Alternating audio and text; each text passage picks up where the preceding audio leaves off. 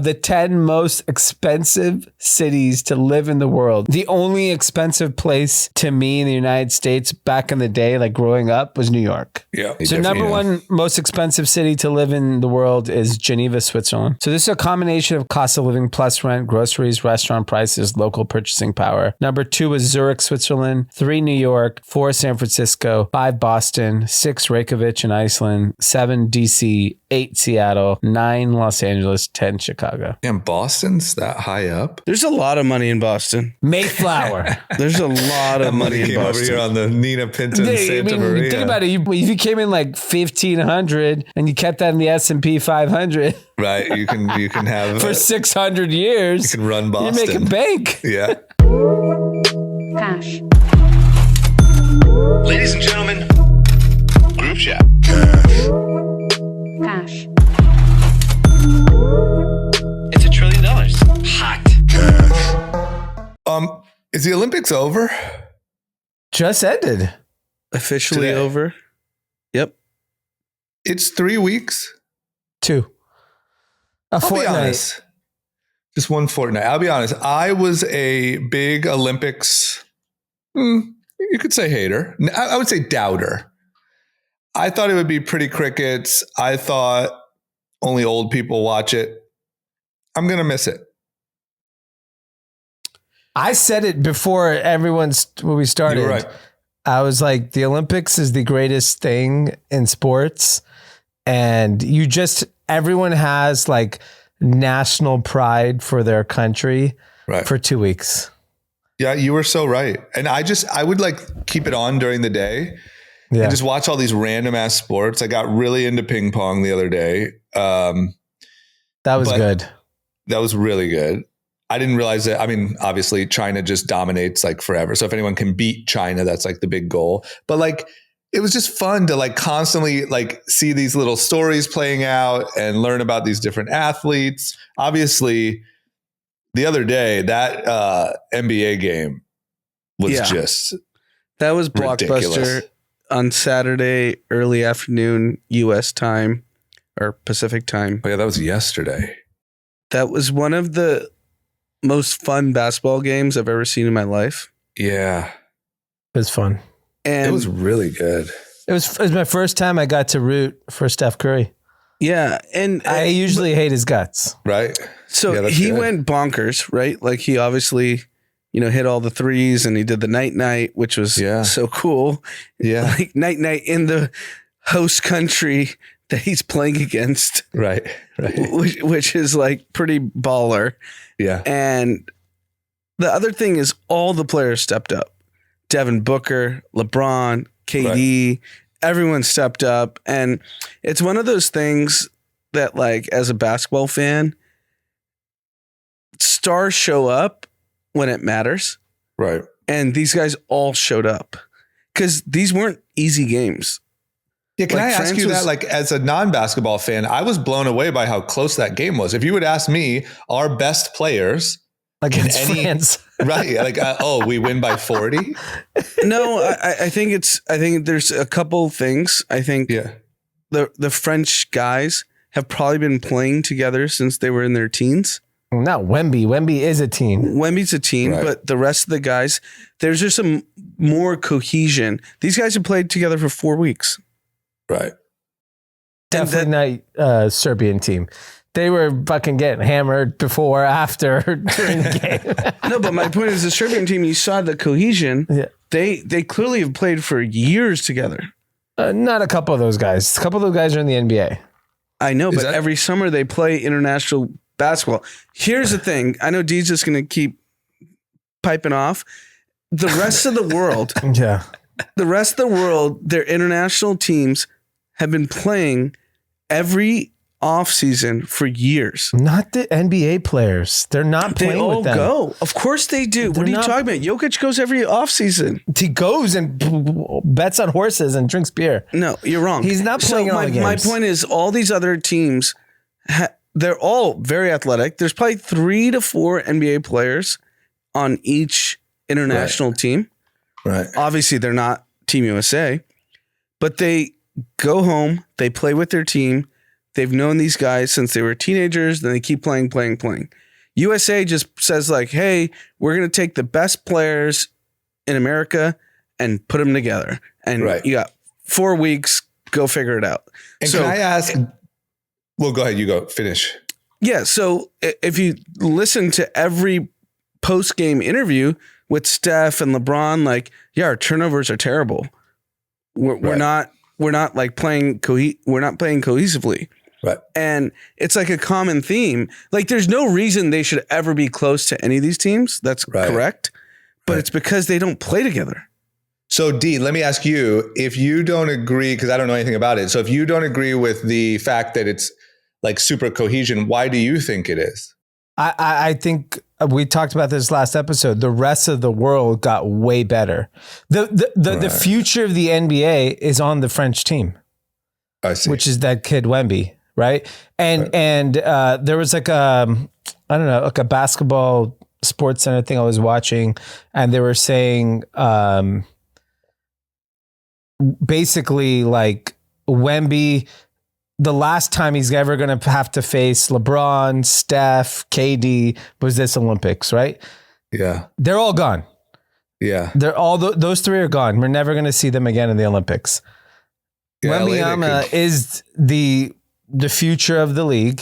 He's like basically the star of the league. And my God, he is fucking good. Like really, really good. So I think like it is, look, like it's happened in other sports. And it'll be ebbs and flows. Before, United States kind of dominated all the real physical sports, and the rest of the world caught up. And then you saw that like we had to try harder. Track and field this year, we performed a lot better than we've done in previous years in certain categories. So I think like it's good. It's good that we get tested because it hopefully levels up the playing of American athletes because French team, Serbian team, there's a lot of teams out there that are just so good now because those kids can play. They're fucking good. And the number one pick wasn't this year's draft a French kid too? Yeah, I also think that's a whole separate issue. I think American basketball is in trouble. I think this is our last gold. Yeah, I think Wemby wins the next one. Maybe. And Jokic probably won't even care to play. He won't play. So Serbia is out. But if you look at the U.S. team who played in the final minutes to the close Boomers. It out. Yeah. KD's 35. Steph's 35, 34. Yeah. LeBron's turning 40.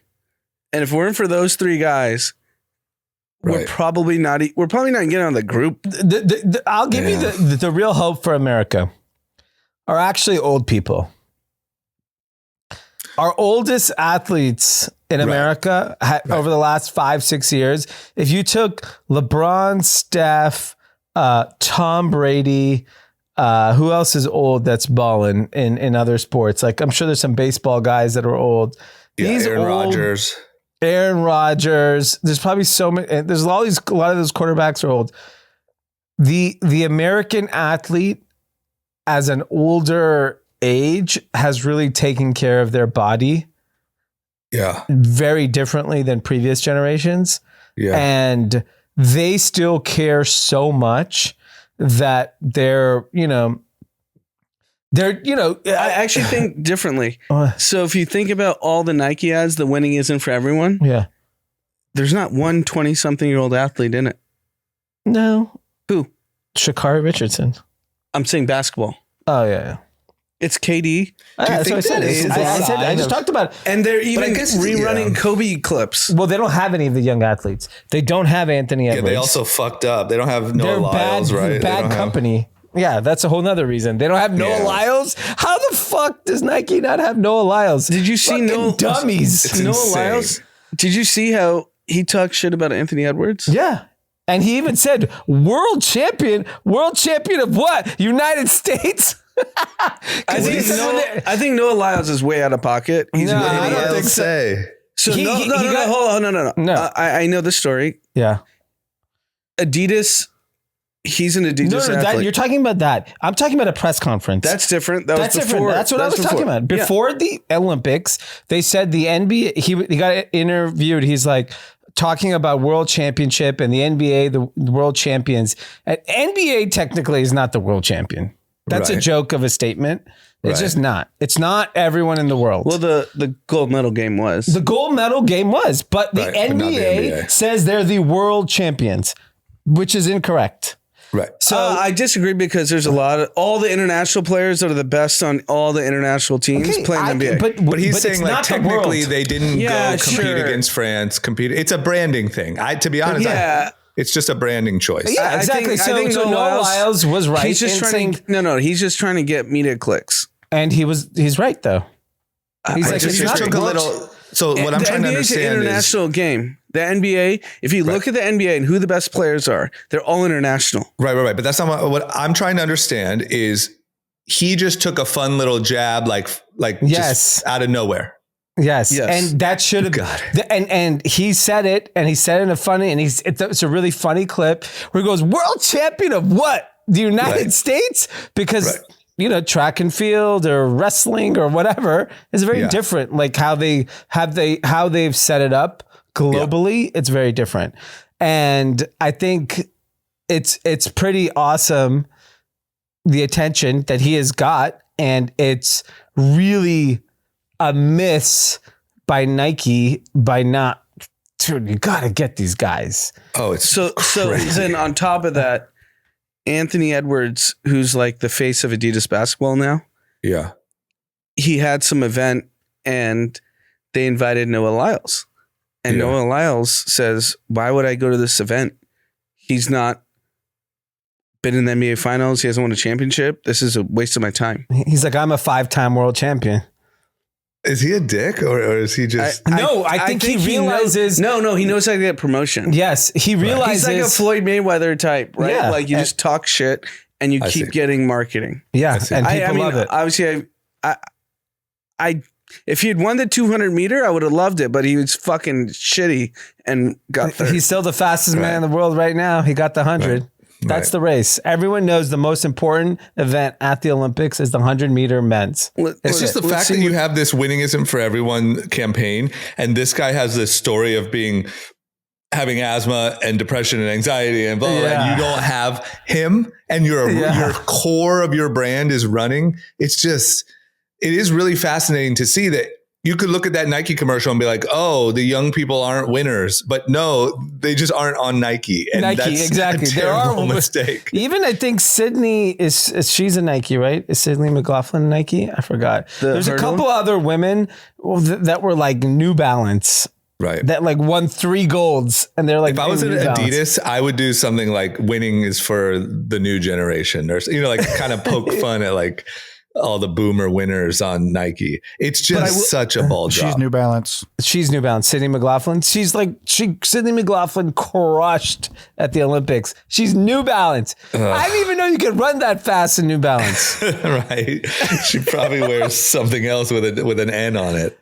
Yeah. I mean, it's just insane that it's just from a marketing standpoint, it's kind of sad that, it's also good. It's good for business. New brands will arise. Right. New brands will create energy. It'll keep Nike hungry. Yeah. I think this winning isn't for everyone, as well as the quick follow up with the KD commercial. They did the quick every 4 years, people from around the world come to compete for second. Like it feels like they're on the right direction. Right. They just need the right athletes now. And Nike knows more than anyone. It's all about the athlete. If you do not have the right fucking athlete, you can't sell jack shit. Yeah, they know that. That's it. But they just forgot that, I think.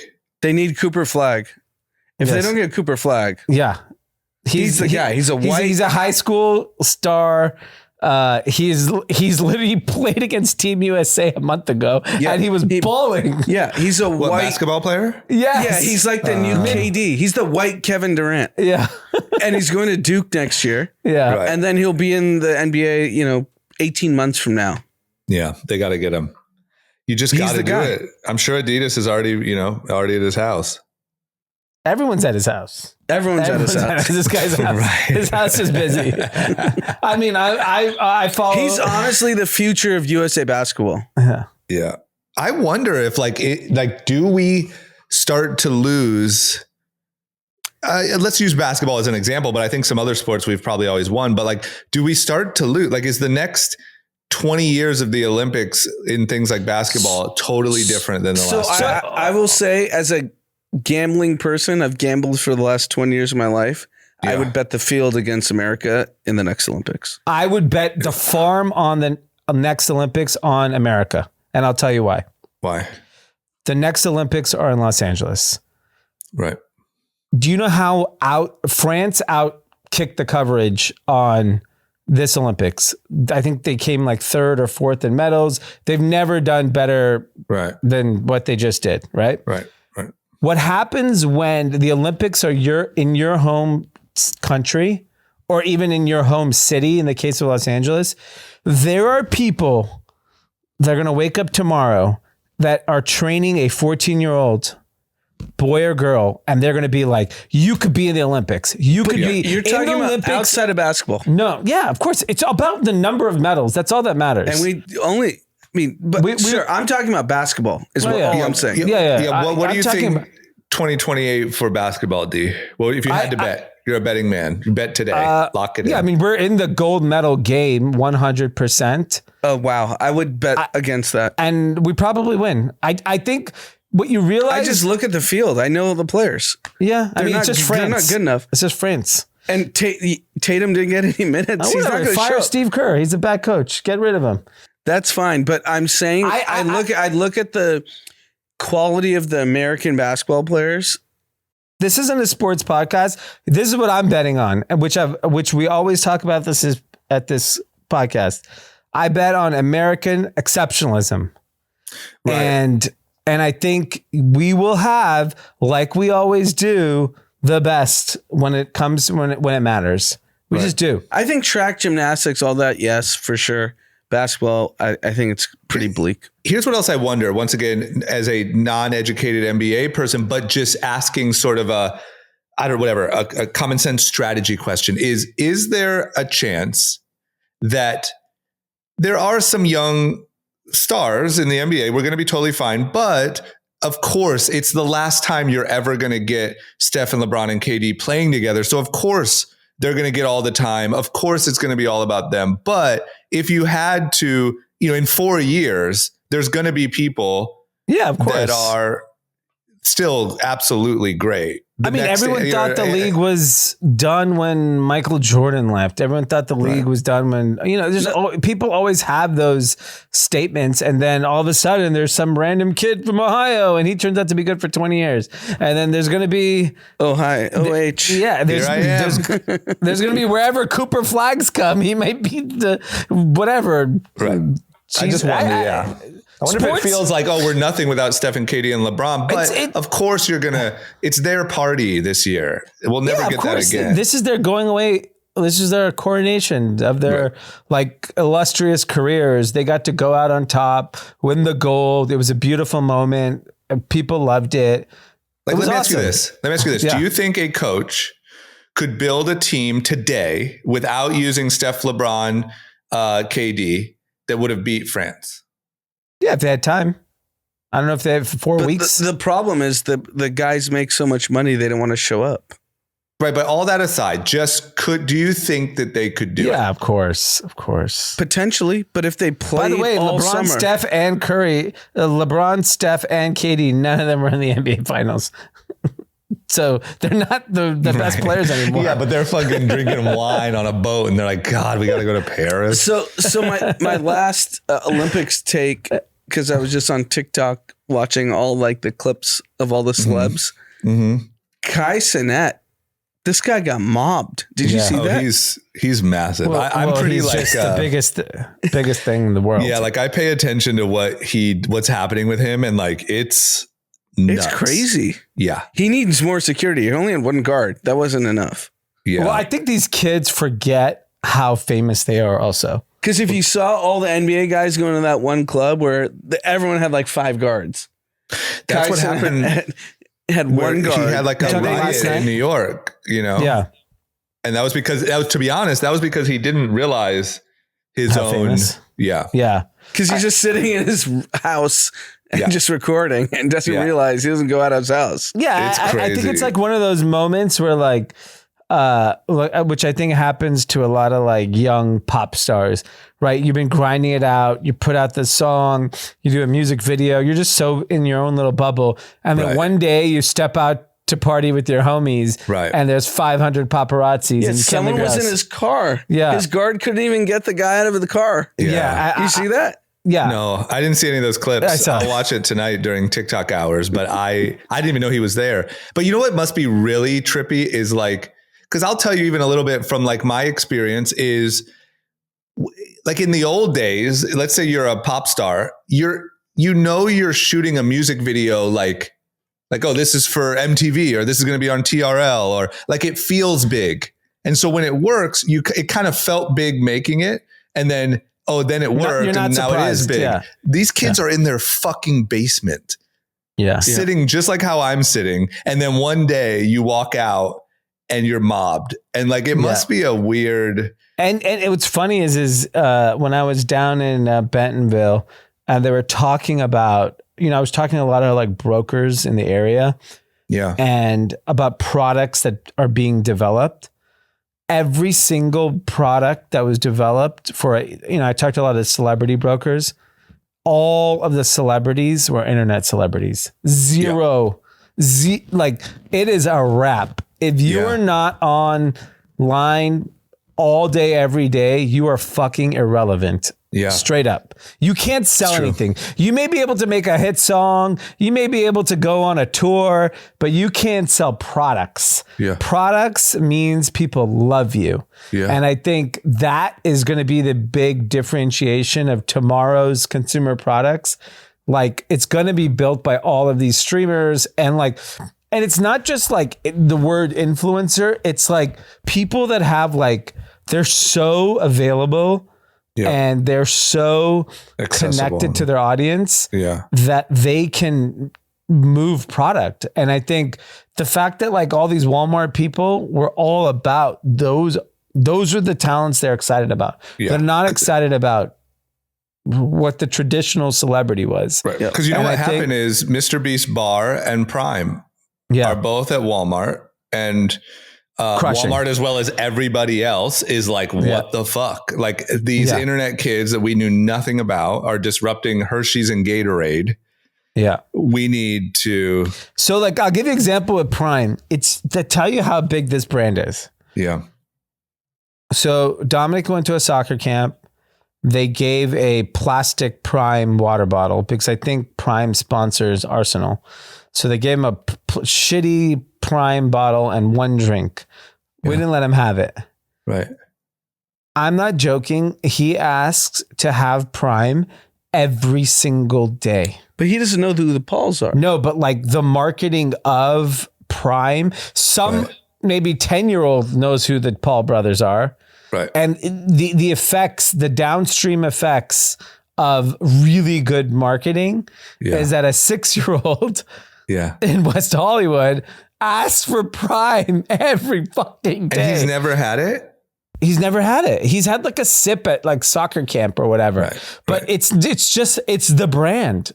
It's the word. He sees the bottle. Like sneaking it when he's with his buddies, Like, I'm sure. And then he wants the backpack. He wants the like this. It's the brand Prime. That's crazy. In his head, Prime is like I mean, outside of team names, he knows, and I think he knows Nike and Adidas, but I don't think he cares yet. He cares about Prime though. Yeah, that is crazy. It's interesting. It's insane. That's so. That's insane. very interesting.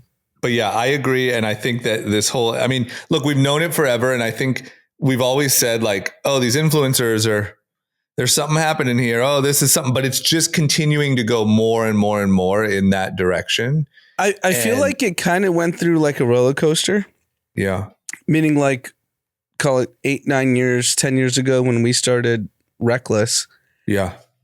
It was like all influencers and then they stopped mattering. Right. And then now live streaming just was like the big uptick. Yeah, but I think it just moved around. So like Or live streaming and Reckless- TikTok, sorry. Right. I would say it just moved around like areas. Like when Reckless first started, obviously it was like TV and rappers and whatever. Then, but then it went to like, that's when Logan Paul and Jake Paul really started blowing up. And remember, we were hearing those stories about how much merch they were selling like in 2013. And like the numbers were just absurd. And we're like, what the fuck? And it was like Prime, but t-shirts, you know, and then it moved to whatever else, TikTok. Then it moved to like, I think it's just moved around. And now this whole live streaming thing, I mean, that Aiden Ross, Donald Trump stream is like a huge deal. These streamers are just, they have a connection with the audience like nothing else. So Kevin Hart did a podcast. I forget with whom, but I saw the clips. And he was basically talking about how he went on Kai's live stream. It. Yeah. And he's like, we went for 8-9 hours till 5-6 in the morning. Yeah, they did. 750,000 to 800,000 consistent viewers for 8-9 hours. Right. And he was basically like, look, if the studios aren't paying attention, like you need to give him a show. Right. I don't think they can afford him. He probably makes $40 million a year. Show. No, but he should forget that. Like, but the point is, he's like, Hollywood has changed. Basically, like that's the new. But you know what he is? Look at Aiden Ross. He's Johnny Carson or Jay Leno, or you know what I'm saying? Like what they're doing now is all the people with shows or albums dropping go to him if they're lucky to do an interview and play their music. Yeah. I don't know, like Dee said, I don't know who could even afford him. And I don't know why he would even do it because like, let's just say that was streaming live on Netflix for 8 hours. Now it's weird. Now it doesn't feel personal now. And these streamers are paying so much money for exclusivity. You know, I don't know that. Remember Zach mentioned that like Aiden Ross's deal was like $100 million or something absurd. Yeah. I don't know how you even compete. I think the best you can do is just hope to get your star on his stream. Exactly. Your shitty Netflix show.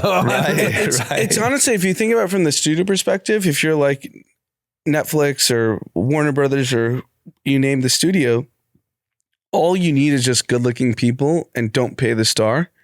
And hopefully you can get through a nice rom-com or movie. Because you can't compete. You can't pay the stars. They're too expensive. Like you just said. Yeah. Yeah. I mean, you can't pay the new age stars. Like Aiden Ross makes more than anybody in Hollywood. Right. Yeah. But I do want to also say this. I think that Aiden Ross and Kai Cenat. Sorry, go ahead. Aiden Ross and Kai Cenat, and there's a few people that understand streaming better than like that is their area. Yeah. That's like LeBron in basketball. Like the way they do it, they are so uniquely good at it. It's not something that you could just put like any entertaining person could be a great streamer or that even maybe Kai Cenat would be a great actor or anything else. They just uniquely understand that medium so well. So I think it's basically the middle class of actors basically gets dispersed. So you're going to have the stars. Right. Like there's always going to be the Tom Cruises and, you know, those types. Right. And then the rest is just kind of crumbs, if I had to guess. Yeah, I mean, or like the money will just, there's going to be a lot more streamers across demographics. So typically, specifically technology driven stuff is really led by a combination. It's always led by sex. Where did live streaming really first start? With sex. The internet started with sex. Yes, it always starts with sex. So live streaming started with sex, had its success. Then it had its iteration of OnlyFans, was like borderline sex. And then with Twitch and this whole kind of, and Twitch has been around for a long time, but you know, in the gaming world they're always a front kind of runner when it comes to technology adoption. And so you saw this transformation, and I think Aiden Ross and Kai and Speed and all these kids are like the youth version of like fun, engaging content. But like the next will be, there's going to be a 50-year-old doing the news. There's going to be a 40-year-old doing cooking. There's going to be a coach talking about basketball. It's just going to change, similar to to be honest, from a fan's perspective, live streaming is better than podcasting. It's way more like it's like live TV. It's way more entertaining. Yeah. Like the podcasting is good and podcasting is big, but it's not as big as like the streaming world. Like it's just not. There's not podcasters getting mobbed at the Olympics. Fuck no. Alex Cooper can walk through just fine. Yeah, exactly. Like no one cares. Right. But when you get a streamer, these people are, and that's what I was saying. I think the live streaming thing, I agree with you. It requires a certain personality, but I think it's going to go broad, and the next generation of streamers, it's going to be everyone, right? Like you're going to have chefs and coaches and news people and old people. I just think that it's just so much more entertaining of content than anything TV could provide for you. It's just funny how like when these new mediums come up, there's always like the stars who like ride that initial wave. And it's hard to ever be as big as they were. Like with YouTube, it was David Dobrik and Logan Paul and all that like generation of vloggers. And like you ride the front of that wave. And now if you're like a vlogger, it's like, I don't know, good luck. There's 5 billion fucking vloggers. But the only thing I would counter is there are a lot of niches that have been built on YouTube for different audiences where people have made a living and are doing really, really well. No, I agree with you. Kind of what I'm saying that's just adding to your point is like, there's the initial wave that's hard to ever get as big as like the 3 people who made streaming cool. Yeah. Like Cenat, Aiden, it'll be hard to ever be as big as them. A couple people will, but then it like will broaden out to a lot of medium level ones and all different types of people and whatever. And then there'll be a new, who knows, fucking VR, see the world through my eyes. I'm fucking Tom Smith and I'm the world's best VR vlogger, and then it moves on to another thing. But it does seem like it's getting more and more and more like authentic and raw. Yeah. Even the vloggers were like using nice cameras but it still felt kind of personal. Now the streaming is literally like your webcam. Yeah. And like, but now, I don't know if these guys are doing like IRL streaming where they, they'll travel to like Tokyo and be walking around the city while streaming on Twitch. Yeah. And like hitting on girls and going to parties and like, it's fucking crazy. I like Speed. That kid. Yeah, Speed's great. Did you see him jump over those cars? I think that's fake. No. It looks fake. I saw it too. That's why he streamed it. Because he wanted to make sure it was real? Yeah, he streamed it because people were saying it was fake. He's very fast and athletic. I'll tell you that. Kid's unbelievable. Very speedy. There's a lot of different angles. There's different angles, like iPhone angles from far away. It was real. I'm telling you, it was real. I first saw him during the last World Cup. Yeah. Because he's like a Cristiano Ronaldo fan, and he met him. And that's how I first saw who he was, because he was like so excited he met like his idol. Right. And so I've been following. That kid is so popular now. Yeah. So the half-life of all these things kind of have accelerated, meaning like they don't last as long. So live streaming is clearly the flavor of the last 12 months. And these kids are so freaking big and the whole world's watching them. How long does it last for these guys? And what's next, if you had to predict? A live streaming is here for a long time. It's not. It's like even Instagram. Everyone said Instagram is dead. It's not. It's bigger than ever. It's literally bigger than ever. Right. I think live streaming still has a while and still has like evolutions, but I think it's always up to the person. Like once again, Logan Paul and them started on Vine.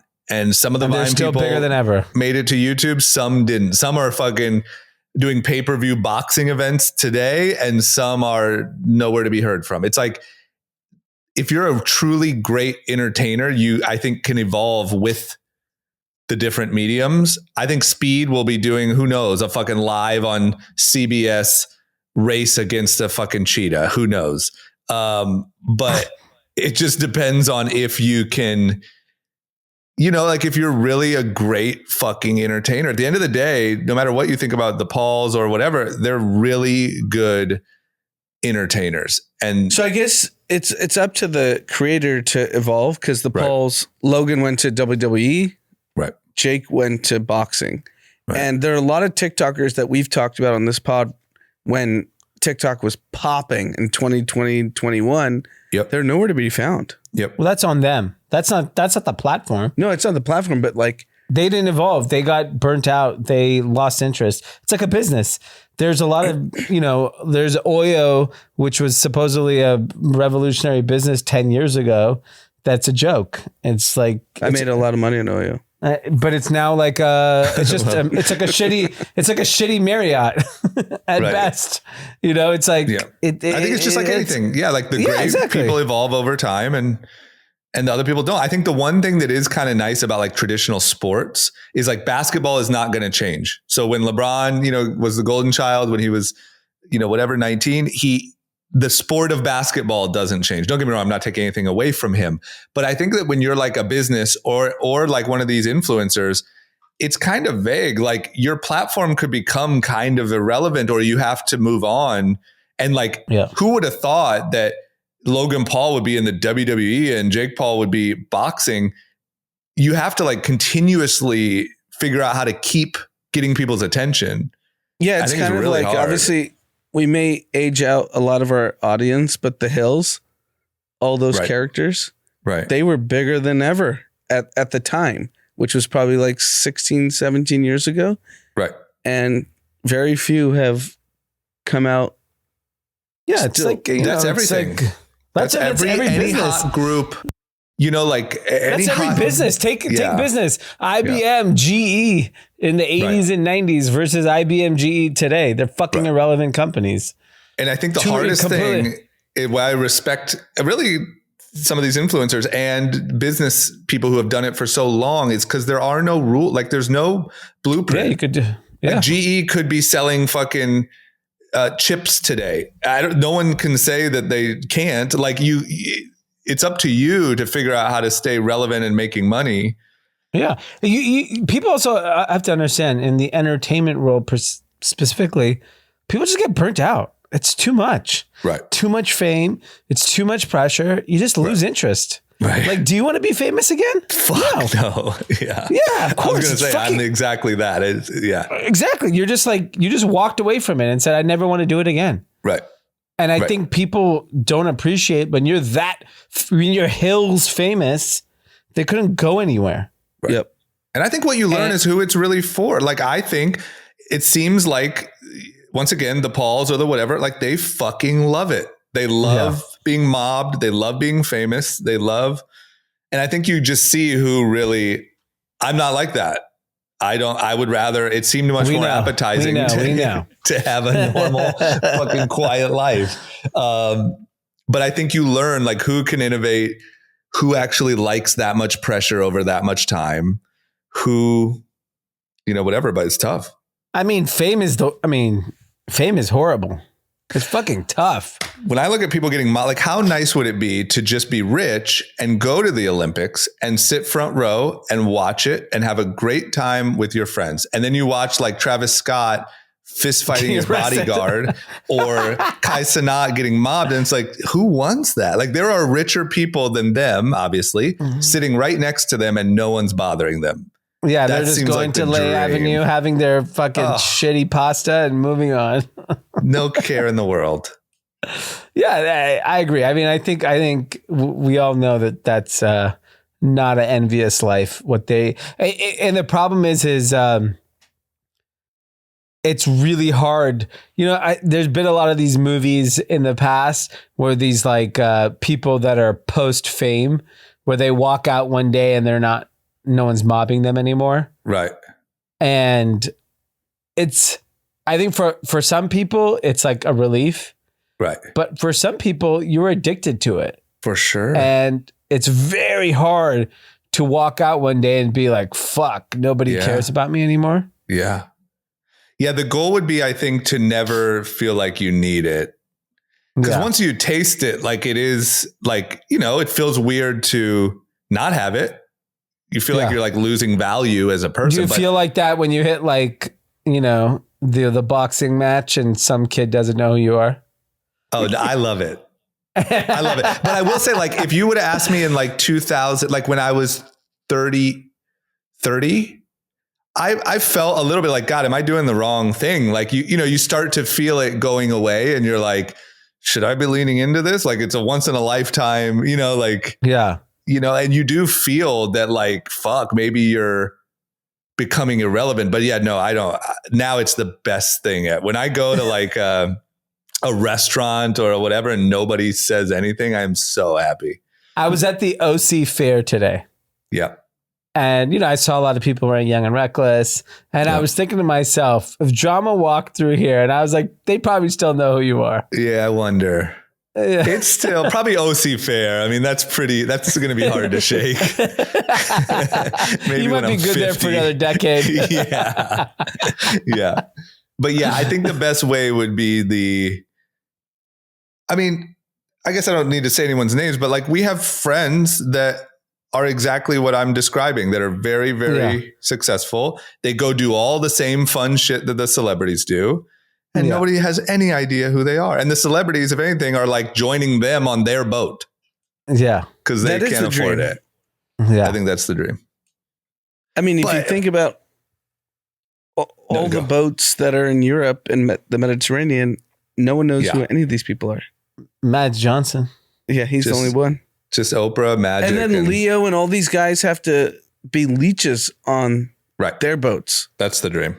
Trust me, they're not leeches. They're being invited, and whoever invited them is loving having them. Of course. Yeah, that's fun. It's like a party. It's like, oh, look, I have fucking, you know, and they want to tell they're the rich guys. They're like, yeah, I have Leo on my boat. Yeah, of course. Like, who do you have? Kevin Hart? I would love to have Kevin Hart. Yeah, me too. I don't Probably Kevin way Hart more and fun than Leo. Yeah, if you had Kevin Hart and Kai, I mean, look, this is a stretch because it's definitely not for us. But if you're really bored one day, you should go to YouTube and search full Cenat Kevin Hart stream and just put it on. And you don't have to sit and watch the whole thing, but it is like 8 or 9 hours of just pure entertainment. Like, yeah, it's funny. Especially for a kid. It's like, it's just constantly joking, funny, making fun of each other. They plan little skits. They plan little, like there's all these characters that come in and out. It is nuts. It's high level creative. And LeBron called in, right? Yep. LeBron called in. And the funny thing was LeBron said the N-word. And Drewski went nuts. Yeah. And Kevin, you could tell Kevin was trying to kind of be like, yo, I'm on stream, you know? And he's like, Drewski's like, damn, LeBron talks like that? LeBron, I didn't know you said that. I didn't know. It just like was blowing him up. It was really good. Anyway, yeah, it's good. Do we want to move on? Yes. Do you want to talk about food? Yeah, let's do it. Okay. So the new buzzword in the world of restaurants or fast food is value. So we've talked a lot on the pod about, you know, we've shown charts of how prices have went up, you know, the price for a McDonald's order, the price for whatever, everything has slowly kind of ticked up. Now the new word is value. So everything's a value meal, a value burger, a value, everything's value. Yeah. What's interesting is they recorded that the McDonald's conference call last month had the word value used 80 times. Wow. And so it tells you, what I actually think this tells you is the most important thing in this election will be the economy, like it always is.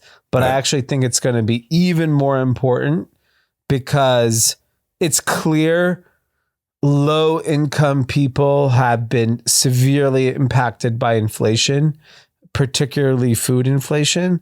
And if you can't eat what you want to eat, you are not a happy person. Right. And so I think the restaurants are actively trying to provide these value meals to the audience that they have been servicing for the last, 5-10 years pretty easily.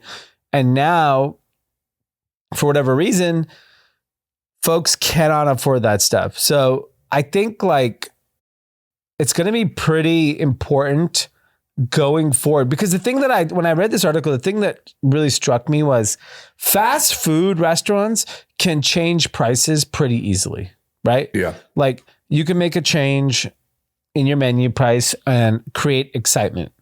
Yeah. A full price restaurant cannot easily change prices. Right. Like Cheesecake Factory cannot change their prices. Maybe they can do a happy hour. Maybe they can introduce things like that. But like changing the price of a entree, like is Delilah ever going to drop their prices? No chance. No. But why do you say, can you explain more about why it's harder for someone like Cheesecake Factory than McDonald's? I think there's a lot of variables in the cheesecake business, right? Mm-hmm. So you have labor across probably 30, 40 states, all various prices. You have ebbs and flows in the cost of the ingredients. And the biggest difference is Cheesecake Factory is charging a very premium price compared to a fast food restaurant. Yep. So they're charging I don't know how much a pasta is at Cheesecake Factory, but let's say it's $22.99. Probably more. Okay. They're not dropping that to $19.99. They're not dropping that to $7. It's very hard. The math they have to do, because the biggest problem is fast food is moving faster and faster towards automation, right? Like I think I was saying I was at a Taco Bell the other day. It was like, you place the order yourself. And then the food you don't talk to anyone. Right. So you press the button and the food just pops out, right? Like they're just cooking it. So like they're moving to a world of automation. Cheesecake Factory can't. Right. Not fast enough, or it's going to be a little bit harder. So I struggle with what levers does a Cheesecake Factory have to drop their prices? Yeah. Because the labor prices continue to go up. All the raw, there's too many variables in the cheesecake business versus I feel like McDonald's is a little bit more straightforward. Yeah, I agree with you. I totally agree with you. I just wanted you to show more, show more of what you were thinking there. But I agree. I mean, I think it's just going to get easier and easier because, like you said, it's going to be more and more automated. Whereas, because by the way, these fast food places have like 5 ingredients. Right. I also think there's a generational problem with at least in metropolitan cities. I can't speak to like middle America, but like in LA, San Francisco, New York, the properties that are owned that house all these different venues have power to just say, if you're not paying this exorbitant rent, leave. Because we've already made so much money on this building. We don't care. We're holding rent. And that rent is so high that these businesses don't make sense. Right. I think that's actually the bigger structural problem with a lot of these businesses in like these highly dense populations. Like the owner on there's a reason why everything on. So for people in LA, everything on Robertson Boulevard, which is like that one of the most iconic streets, everything's for lease. Right. But it's been that for 10 years. Because the owners don't care. Yeah. They've made so much money on the real estate. They're like, we're holding our lease. Yeah. Well, those are bad landlords. They ruin the neighborhood. Right. But then Beverly Hills is the same thing. But, I'm assuming Hollywood's similar. Westwood, Hollywood's everything's just, for lease. A war zone. Yeah, Hollywood's a war zone. Maybe different. But whatever. Who are the landlords at Abbott Kinney? Because that place is booming. Right. Booming. But it's the difference of something on the way up and something stagnant, Yeah. Like Abbott Kinney's just been on the way up for the last decade. And I feel like it's still getting better and better. Whereas Robertson, they're fucking lazy and they made their money. They're whatever. Don't care anymore. I mean, I would say it's bad management, right? Caruso has probably one of the highest rent areas in the entire city, but he's collaborative with business owners. And I mean, a Gucci just opened at the Grove. Really? Yes. Wow. A mega Gucci. Which Wow. spot? I didn't The see it. corner, mega Gucci open. Vuitton's coming. Everyone's coming He's That's very huge. good at what he That place does. because he's popping. collaborative with business owners. It's Yeah, I've seen like takes even, I know nothing about the financials, but like what he did with APL, Yeah. was really cool. Like it's a kind of a, Aloe, APL, Gucci. These Right. are relevant brands Right. for Los Angeles. But we know who owns the buildings in Robertson in Beverly Hills. They're not. Yeah, that's their fault. I'm saying in LA, you could still get high rent and make great business. You have to have But isn't that the little bit of beauty? That's the beauty of how this, sort of free market world will work. Is what's going to happen is all of a sudden the Grove is going to become, I mean, already is, but like crazy poppin'. Eventually, people will be like, "Damn, we're sick of Robertson looking so shitty. Let's get some new management or figure it out or get some exciting stuff going here." I mean, I'll give you an example. Cool Kicks open on the second floor, like above the farmer's market. This is second floor. Oh, This is not prime. in the Grove. Yes. Oh, did they take over that That restaurant. next to Buca de Beppo? Yeah. They took over that place. They shared with me their numbers. Fucking bananas. Right, They're on the Right. second floor. right. I mean, that place is Second- just popping. The Yeah, Grove it's is just like, yeah. So I think like from a restaurant standpoint and from a management standpoint, you need like the consumer's willing to spend if everything else is right. And I think the example with that is, I jokingly said to one of our close friends 3 months ago, I said, Sweet Green is on fire. And he goes, why? Why do you think the Sweet Green's on fire? I go, the steak. I see the ads all over LA. Yeah, That steak's they good. are steak with their salads. I order it 3 And times he's a like- week. So perfect. I go to him. I go to him. I'm like, I'm telling you, that fucking ad campaign with steak, that shit is incredible. I guarantee you they've added so many new customers because of it. What I'm one happens? of them. The earning came out, stock went up 30%. It was, and then I texted Sweet Green is ripping, and he goes, it's the steak. And I'm like, Right. you're joking, but it's the truth. Yeah. It was a well executed campaign that people will pay $15 for a salad if you execute it right. Yeah. And I think Plus, with I think inflation, Sweet Green kind of had a perception of like super greeny, healthy. Like this Yeah. is all fucking locally sourced fucking carrots and green Yeah, and farm green to and table. grass. And then when you're like, oh, they have steak and quinoa, it's like, oh, that's a different. yeah, I like that. I could have that for lunch. I can't just pound salads all day. But now the business is on fire. Like, so my gut tells me that I don't know how, just to put a bow on everything, is that I don't know how non-fast food restaurants drop prices. Right. And I think they have to. I think all restaurants have to drop prices Right. all over the country. Even at Bentonville, I was shocked at how expensive the restaurants were. They were like 20, maybe 10%, 15% cheaper than LA. That's not enough for me. Yeah. Yeah. Shit's Or we just expensive. got to, we could just drop interest rates and turn the party back on and keep prices as they are.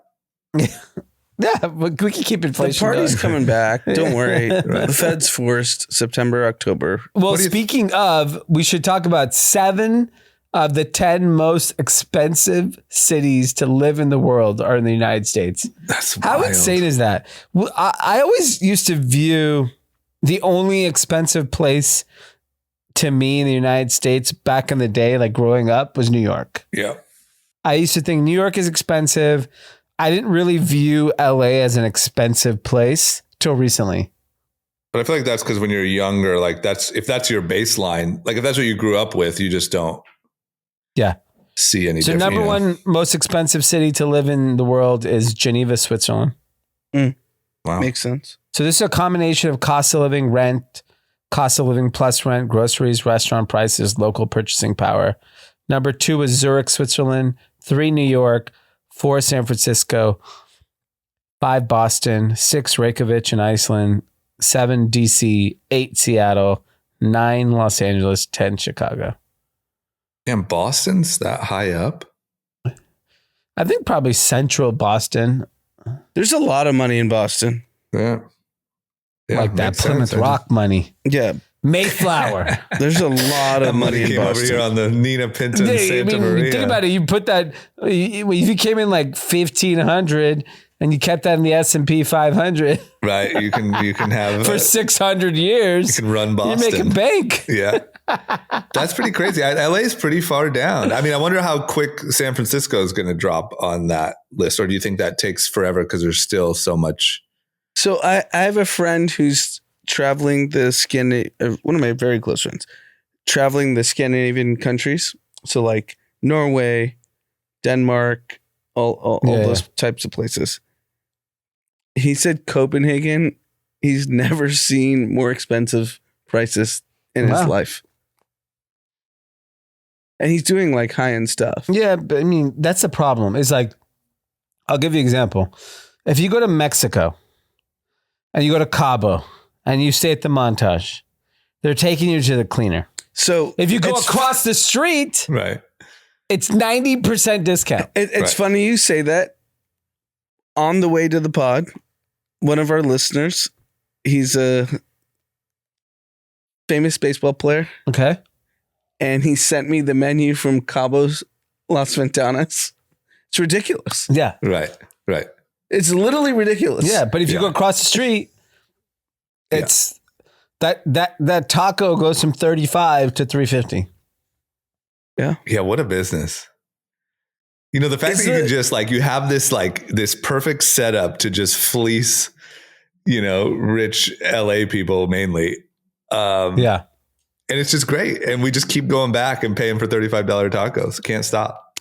Do people just, I get it. You don't want to leave the hotel. You may have kids, whatever.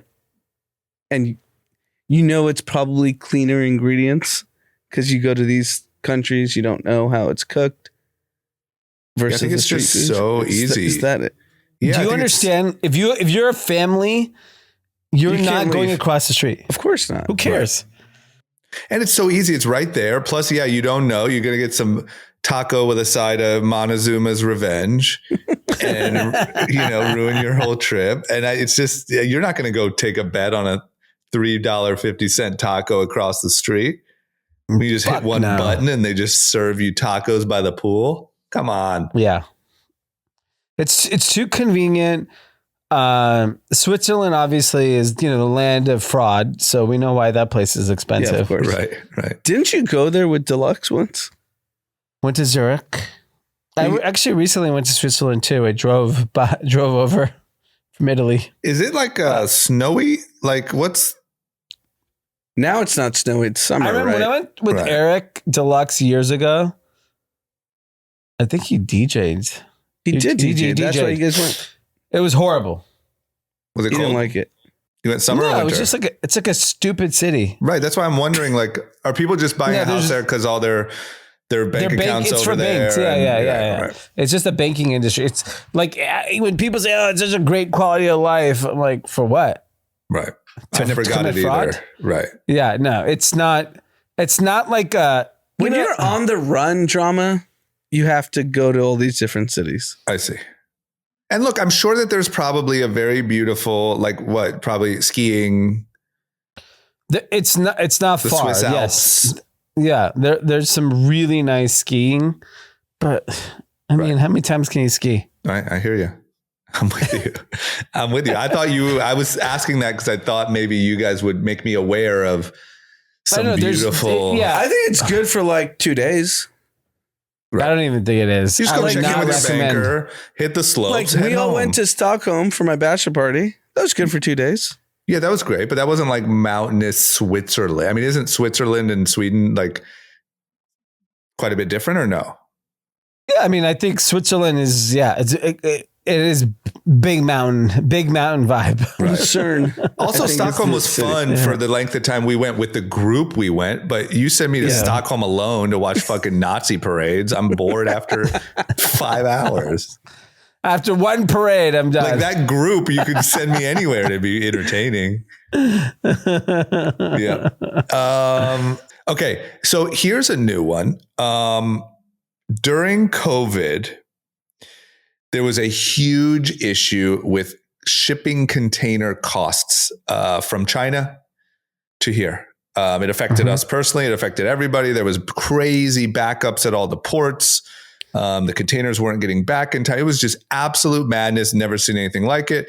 Obviously, since then, it has calmed down. Prices went back to normal, not long after. And everything's been cool as a cucumber. Yep. But apparently now we're having some flashbacks. Shipping costs on containers have spiked to their highest levels since 2022, which was when it was really bad. Yep. And, but what's causing it? I mean, I thought we're all good here. So first of all, we should talk about the prices themselves because they're insane. Right. All right. So let's start with baseline, because pre-COVID, a container from China to Los Angeles was probably $2,000 to $2,200, right? Like $2,500. Yeah. Mm-hmm. Yeah. Yeah. So where are we at now? 9,000. Didn't we come down? We came, it was $1,500 in January. Yeah. There was like too many for a while. It was like cheaper than ever. Goddamn Suez Canal is causing all this problem. Are you kidding? The Houthis. This is all because of the Houthis? Yeah. What the fuck? What do they do? What are they? They're attacking on the Suez? It's the delays in the Suez Canal is causing a disruption of physical containers coming back to China. Because they've attacked a shortage of shipping container ships, right? By the way, global exports out of China have dipped. They're negative. So there's not even demand. It's just this stupid. I actually think it's fake. I think it's made up I think these shipping companies got so fucked last year, the last 2 years, that they just they got to use Suez Canal. They shoved a bunch of containers in the ocean, called it the Houthis, and now it's fraud. I have a friend a very close friend, and listens to the podcast. Yeah. He's in the shipping business. He said record year. Yeah, they're committing a lot of fraud. Yeah, they're paying the Houthis. Yeah, I guarantee you, who's funding the Houthis? I mean, there was a lot of like shady shit going on during that pricing increase. There were definitely a lot of people taking advantage over on the other side. Yeah. It wasn't all like, sorry, we just don't have a container. Like they were milking it.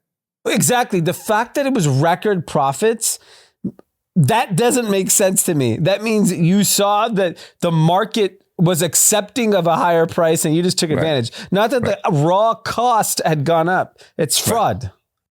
I do all you agree do with is that because get rid of half your containers and all of a sudden double the price. There's no reason just because there's conflict that you have record profits.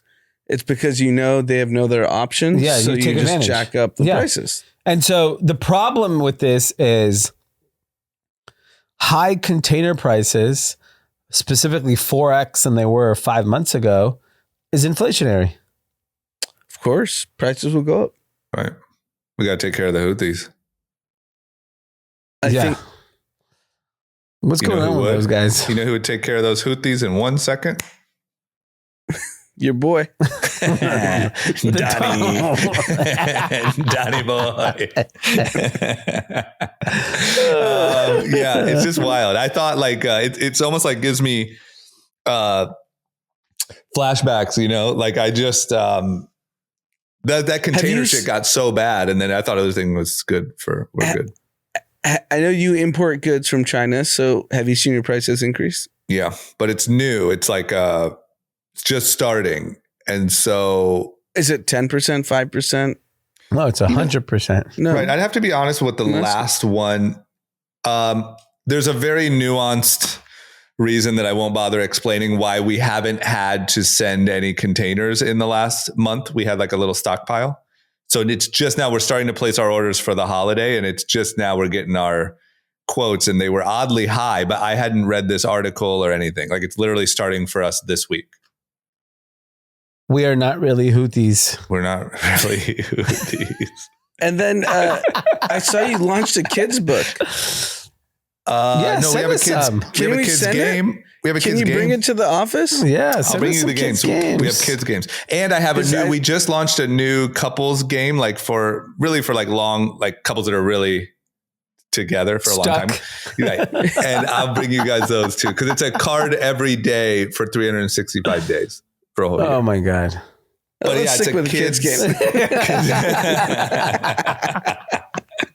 I'll bring them both. You can choose which one you take home. Yeah. I want to end on one last thing. Yep. So during the Olympics, obviously the next Olympics are in Los Angeles. And I was, looking at the calendar. We have World Cup in 2026 in LA. One of the cities will be LA. Right. We have Super Bowl in 2027. Wow. You have Olympics in 2028, which is insane. Yeah. That's got to be the greatest run of a city. We can get a new DA. This city can rip. The funny thing is Karen Bass came out and said the 2028 Olympics will be car free, that there'll be enough public transportation for everyone to get to the I heard games. they're banning cars. Yeah. Okay, here's the problem. I'm leaving. We know I might go to Paris. Just to, we can switch. I think you lose a lot of people in LA if you ban cars. Here's what I think. I think there's call it 20% of the population that no matter what will always have to take a car.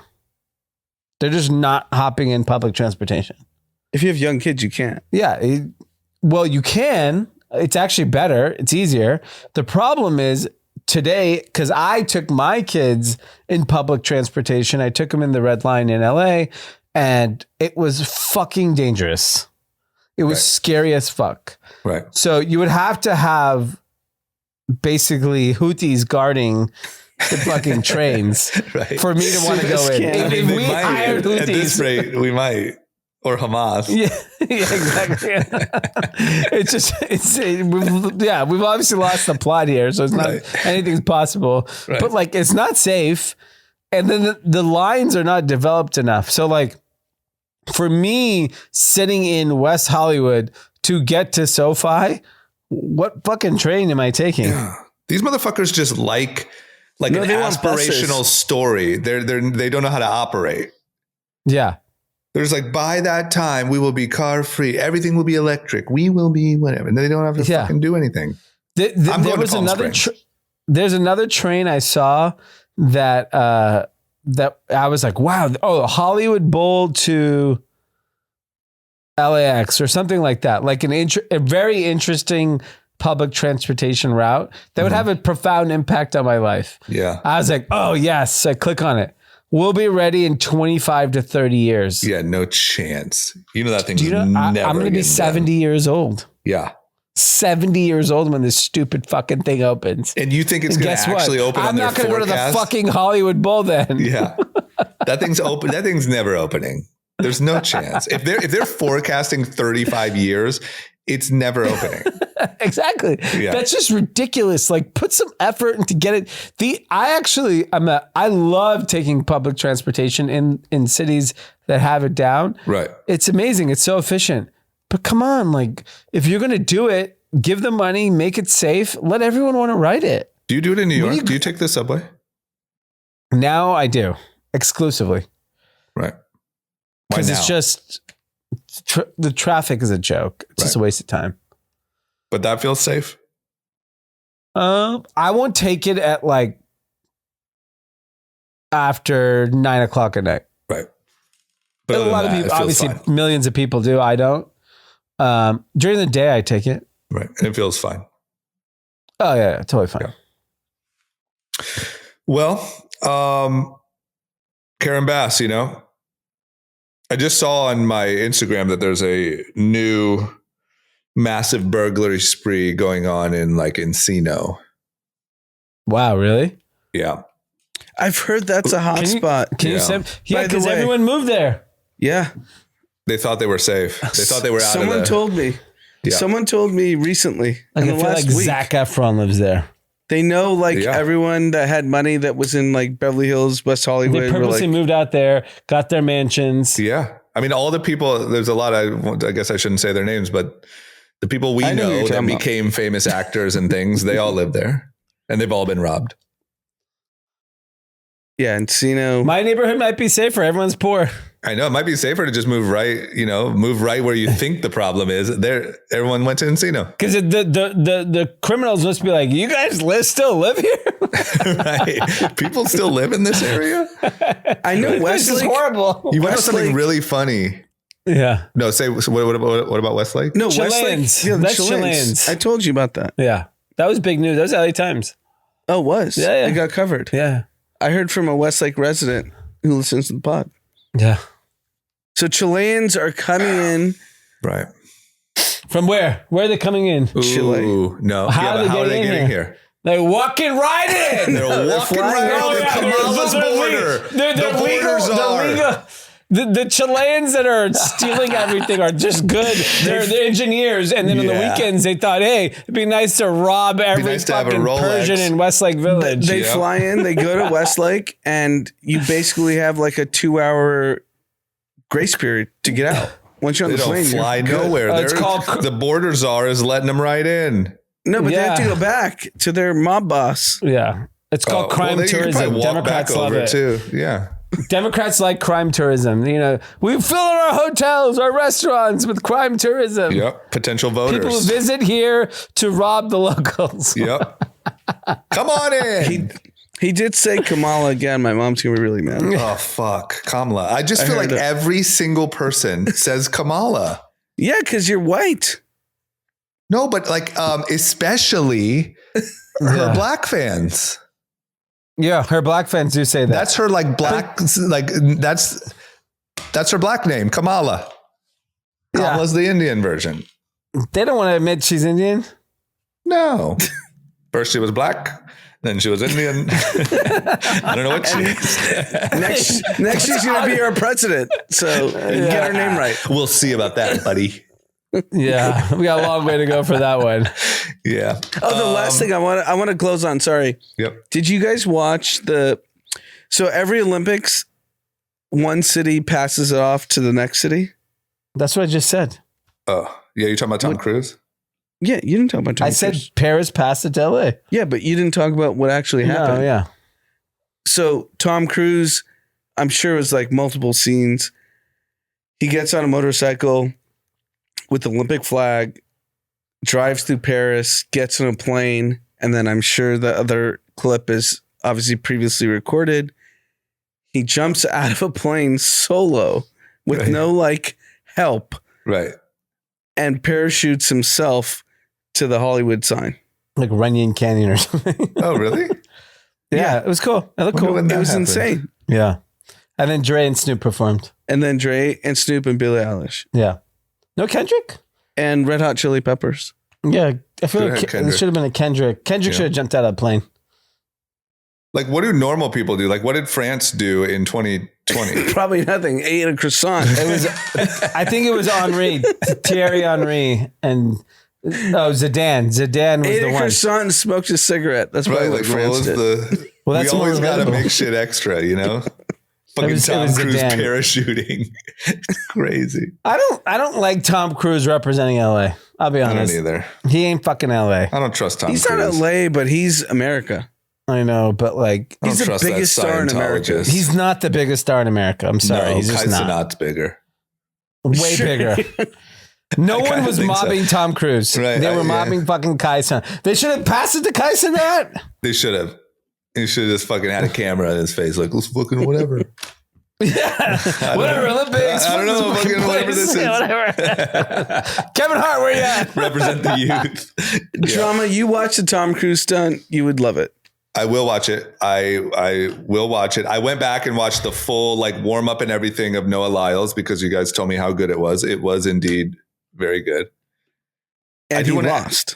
No. I watched the one remember last week D was talking about how he was getting Yeah. all amped up and Yeah. then he won. And also there was that, you guys might have mentioned it on Wednesday, but he ran that one race with COVID, right? The Yeah. 200 meter or something. Yeah, that's Yeah. the one he ran when he was sick. But then he came out acting like, Well, he thought he a could lot of just. Right. machismo. Well, I mean, that's what I was asking. If he's just going in on Anthony Edwards. I think he's done. I love him. Last thing before we go, I was talking to a friend, anonymous, and I jokingly said, "When's the Hanuman Kind tour?" Hanuman Kind is a Indian rapper from Kerala that released a music video a month ago. Went insanely viral. It's actually a really well done music video, and the song is actually good. It's called Big Dogs. It's like legit Indian rapper speaking in English. Went insanely viral. It's now a top 10 song even in America. It's I think number 2 streamed Spotify rap song in the world. Wow.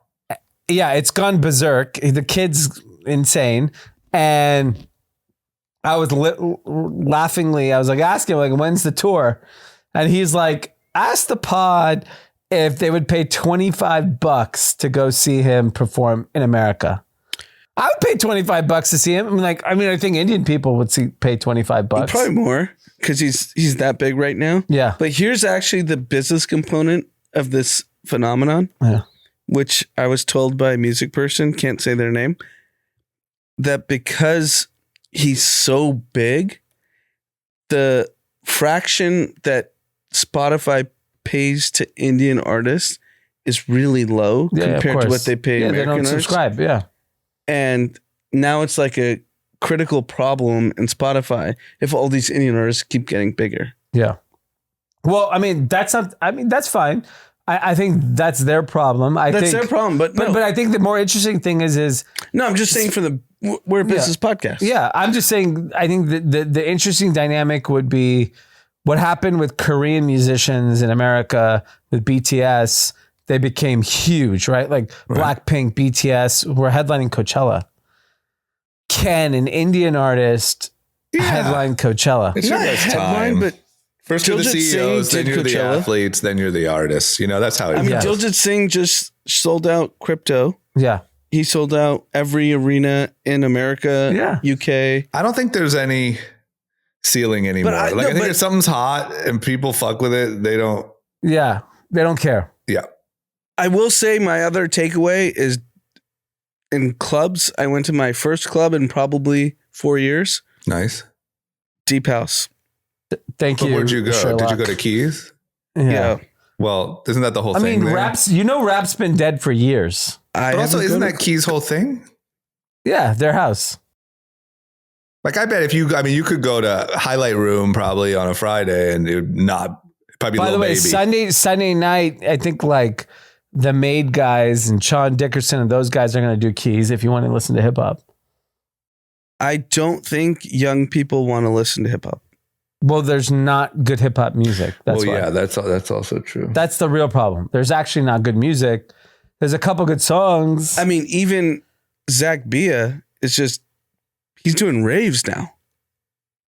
But consistently, like this would be my question. What does Zach Bia play at Paris Fashion Week at one of his? What did he play? USA Basketball. That was rap. He was playing rap. Well, because he had to play for Booker and Durant and LeBron and like those guys. Yeah, I feel like Fashion Week he played for 4 guys. Right. I mean, just going to here's how I view music. Because I know here's how I view music. I didn't stay late enough for Bia to come on at Keys. I think he came on at 1 at the opening. Last week. So I left at like midnight, and Deluxe told me it's all house. Yeah, it's but I thought house. Keys, like the whole thing was that it was like a house music themed. Yeah, it is. Right. I think you'd have to go to like Highlight Room on a Friday when it's sort of an ambiguous theme, like there's no specific genre, and see what they play. I bet it's a little hip hop, but I do think there's also a lull in hip hop. There's no good shit. Yeah, just not. Although Drake put out 3 pretty good records, I gotta say. Drake did? Yeah. Drake? I gotta say. It's on Spotify? Yeah. On Friday or on maybe yesterday or Friday. They're pretty decent. Wow, I mean, it does kind of feel like, he's going to be fine. Okay. I got to listen. I didn't know. That's crazy that neither of us know. That is crazy. Well, you guys are old, I'm around the youth and I'm around Deep House. Right, I'm you're just right. Deep House. You're right. All right, let's fucking wrap it up. Guys, everyone have All a right, great guys. week. Thank you for listening. See ya. See you soon.